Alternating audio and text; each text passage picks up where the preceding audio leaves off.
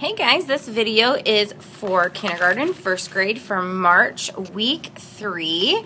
This month our life app is forgiveness, deciding that someone who has wronged you doesn't have to pay. And our memory verse for the month is Colossians 3:13. Put up with one another. Forgive one another if you are holding something against someone. Forgive just as the Lord forgave you. So far this month, learning about forgiveness, we have talked about the unmerciful servant, and I need to stop laminating these because I can never see them, and that we should forgive others because God forgives you. Last week we talked about Zacchaeus, and we learned that when you forgive others, it can change them. This week we are hearing about Jesus teach on forgiveness, and our bottom line is take the first step to forgive others. So, for a little bit more detail about the story this week, just so that you guys know what we're learning about, it says, Jesus brought his followers to a mountain to explain to them what it means to live as part of God's kingdom. During that message, he said something important about forgiveness. In the book of Matthew, Jesus said, "Suppose you are offering your gift at the altar and you remember that your brother or sister has something against you. Leave your gift in front of the altar. First, go and make peace with them. Then come back and offer your gift." We should seek to make things right with others before trying to worship God. So our bottom line is take the first step to forgive others. Forgiveness is important to God. And if we are in a difficult situation with someone, we should seek to make it right with them. While there are some relationships that might never fully be restored, we can at least try to offer and show forgiveness to others in our life. So that is what we're going to be learning about this week.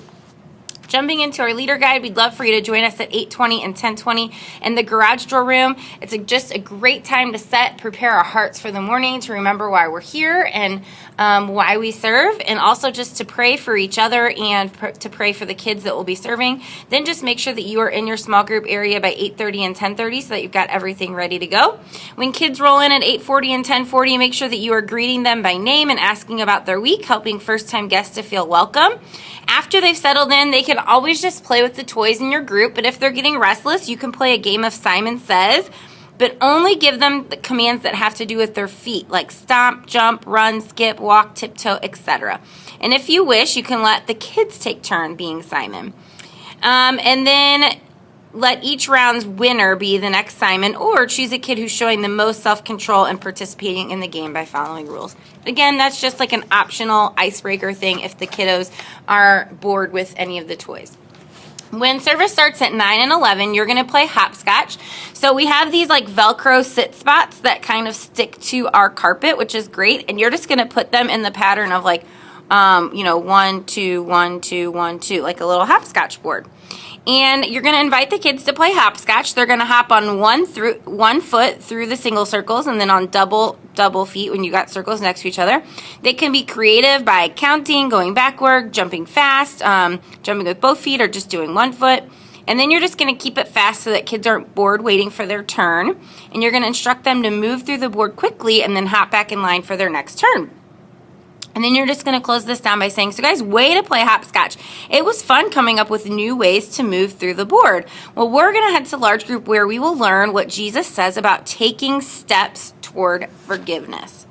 In large group this week, you will have a live host, but we will be watching the video for the story. When you get back from large group, you're going to do an activity called freeze dance. So you have a CD player in your room. They used them last week. And you're going to play the music from the CD, encourage kids to dance for about 15 seconds, and then stop the music and tell kids to freeze.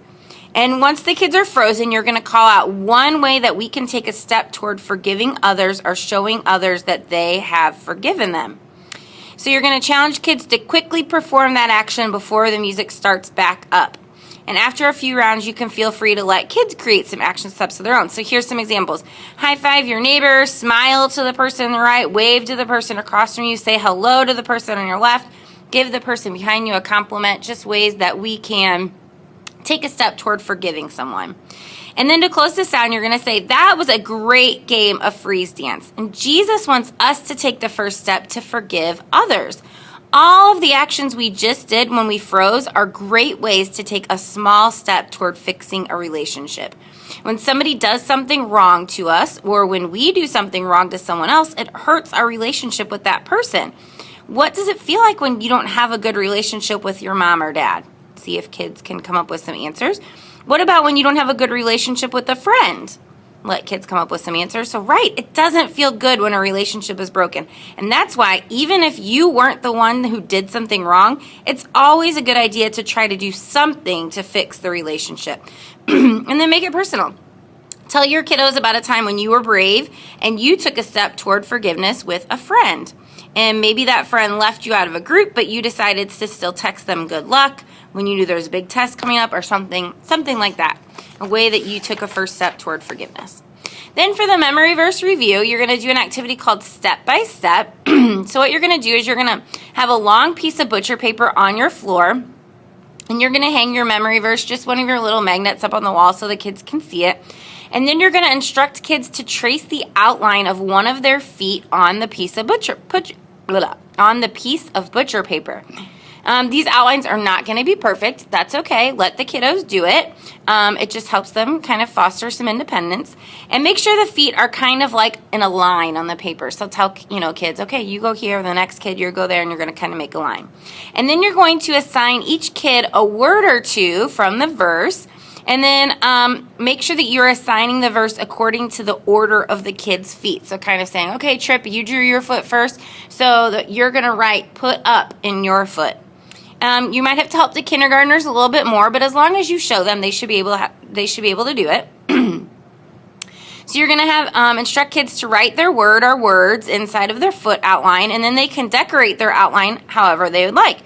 Once they're finished, you're going to practice saying the verse together a couple times, or let kids take turns walking along the footsteps on the butcher paper and say each word as they step on it.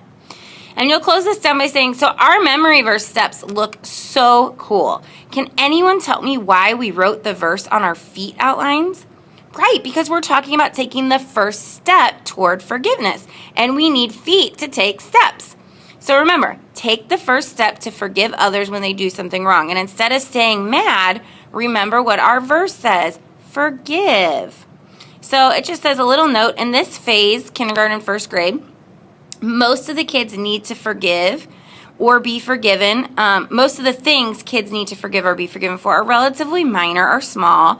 But if you have kids in your group who are maybe in a difficult home situation or have been through abuse, just be careful not to minimize what they've been through by implying that forgiveness is really easy or simple.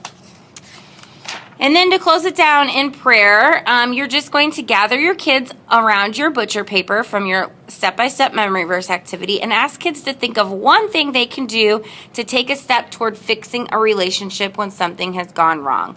So if kids need a few ideas to get them started, remind them of the freeze dance activity, like giving someone a hug or a high five, or telling them something nice about the other person. And then just go ahead and close down in prayer.